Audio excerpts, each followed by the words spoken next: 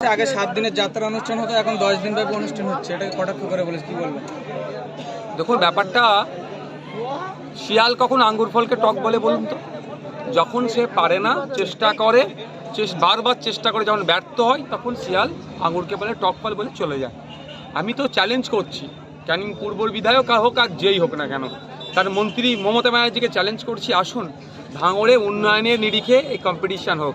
ISF 10 দিন রক্তদান শিবির করে মানুষের মুমূর্ষ রোগীর প্রাণ বাঁচাতে, থ্যালাসেমিয়া রোগে আক্রান্ত রোগীদের সাহায্যার্থে যে রক্তদান শিবির করছে, আপনারা 20 দিন রক্তদান শিবির করে মানুষের উপকার করুন। আসুন না, এই চ্যালেঞ্জ গ্রহণ করুন না। এটা তো পারবে না, ওই আঙুর ফলকে টক বলবে, এটা না পারার ফলে। ওদের সাথে তো মানুষ নাই, পুলিশবিহীন তৃণমূল কংগ্রেস শূন্য, পুলিশ প্লাস এরা এখন বাঘ হয়ে ঘুরছে। এই রক্তদান শিবিরের শেষে কি কর্মসূচি নিচ্ছেন আবার নতুন করে? দেখুন, এগুলোই তো হচ্ছে এক একটা চমক, দেখতে পাবেন। কিছু আছে ভাঙড়বাসীর দ্বারাই হবে, ভাঙড়বাসী সেটাকে আপনাদেরকে জানাবে। এখন যেটা চলছে এটা শাসককে সহ্য করতে দিন। একসাথে যদি ঘোষণা করি, ওদের তো বুকে লেগে যাবে, বুকে ব্যথা উঠে যাবে। এমনি যা হচ্ছে ব্যথা হচ্ছে।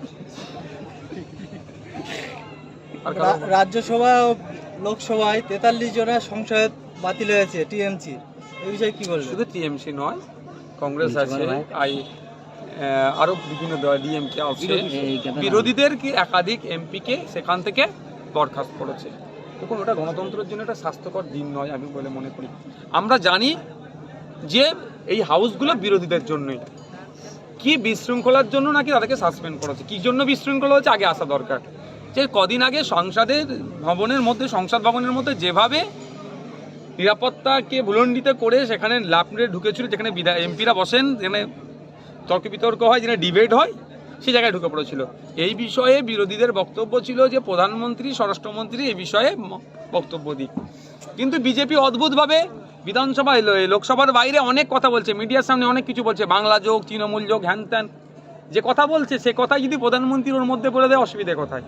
কিন্তু ঔদত্ত এভাবে বিরোধীদেরকে সাসপেন্ড করা, আমার যতটুকু মনে হয় গণতন্ত্রের জন্য এটা একটা কালো দিন। তবে একটা কথা বলবো, আমিও তো পশ্চিমবাংলার বিধানসভায় আছি, আমিও তো দেখছি এখানকার ছোঁয়া তো ওখানেই যাচ্ছে। এখানেও বিরোধীরা কিছু বলতে চাইলে, শাসকের বিরুদ্ধে হলে সেটা চিৎকার চেঁচামেচি করে বন্ধ করে দেয়। এখানেও যেটা হয়, এই কালচারটাকেও ধিক্কার জানায়। কে সৌভাগ্য? কি ওই যাকে মমতা ব্যানার্জি বলেছিল তুই বলমাস, হিউম্যান রাইটস কমিশন যাকে বলেছেন নটোরিয়াস ক্রিমিনাল, তার কথা বলছেন আপনি? অভিষেক ব্যানার্জির ব্যাপারে আপনি তার কথা বলছেন কি? ওই শওকত মোল্লার কথা বলছেন? কথা হচ্ছে শওকত মোল্লা এইসব বলে তার দলের কাছে ভালো হতে চায়। আমি একটা কথা বলি, অভিষেক ব্যানার্জিকে হারিয়ে এবং কালীঘাটে পাঠাবো, জামানত জব্দ হবে, মানুষ জামানত জব্দ করে দেবে। এখানে দলিত, আদিবাসী, মুসলিম সব পিছিয়ে বর্গের সহ যারা আছেন মানুষজন, ওখানকারের ভোটার যারা আছেন সবাই অভিষেক বাবুর বিরুদ্ধে ভোট দেবেন। ওখানকার তৃণমূলের যারা আছে তারাও অভিষেক বাবুর বিরুদ্ধে ভোট দেবেন। অভিষেক বাবু কি গ্রাসরুট লেভেলে রাজনীতি করেছেন? উনি কি ছাত্র রাজনীতি করে উঠে এসছেন? উনি তো ওনার পিসির ছবি দেখিয়ে ভোটে জিতেন। তো এবার সময় এসেছে ওখানকার তৃণমূলের নেতারাও, তৃণমূলের সমর্থকরাও আইএসএফের পক্ষে ভোট দেবে, আমার পক্ষে ভোট দিয়ে আমাকে দোয়া আশীর্বাদ দিয়ে আমাকে লোকসভার মধ্যে পাঠাবে, আর অভিষেক বাবুকে পরাজিত করে কালীঘাটে পাঠাবে। হারার ভয়ে কি তাহলে ছোট থেকে বড় নেতারা কি এইভাবে আপনার পিছনে লেগেছে? প্রশ্ন ওটাই, যদি আমাকে বলে জামানত জব্দ হয়ে যাবে, তাহলে আমার জন্য কেন শব্দ খরচ করছে? ছোট বড় মেজর সেজর যত নেতা আছে, শুধু কি বলে আপনার ডায়মন্ড হারবার আর নওশাদ সিদ্দিকী জামানত জব্দ হবে। যদি নওশাদ সিদ্দিকী জামানত জব্দ হয় তাহলে অভিষেক বাবুর জন্য ভালো, তো তৃতীয়বারের জন্য তার পথ তো মসৃণ হয়ে গেল। তারপরে আমার নিয়ে তো ভাবছে কেন? ওরা আগে থেকে আতঙ্কিত, গ্রাসরুটের লেভেলটা ওরা জেনে নিয়েছে ওখানকার কি পরিবেশ, যে তৃণমূলের যারা ঝান্ডা নিয়ে ঘুরবে তারাও তৃণমূলের বিপক্ষে ভোট দেবে, নওশাদ সিদ্দিকীর পক্ষে ভোট দেবে। উনি যে 80,000-এর ওপর মানুষকে ভাতা দেওয়ার করেছে, তাহলে কি সরকার ব্যর্থ হতে দিনে? এটা প্রমাণ হয়ে যাচ্ছে সরকার ব্যর্থ, এক নম্বর কথা। দ্বিতীয় কথা হচ্ছে এটা চমক, কিচ্ছু দিতে পারবে না। কোথা থেকে দেবে টাকাটা? কোথা থেকে এসছে? উৎস কি? কতদিন চলবে এটা? সেটা বলছে।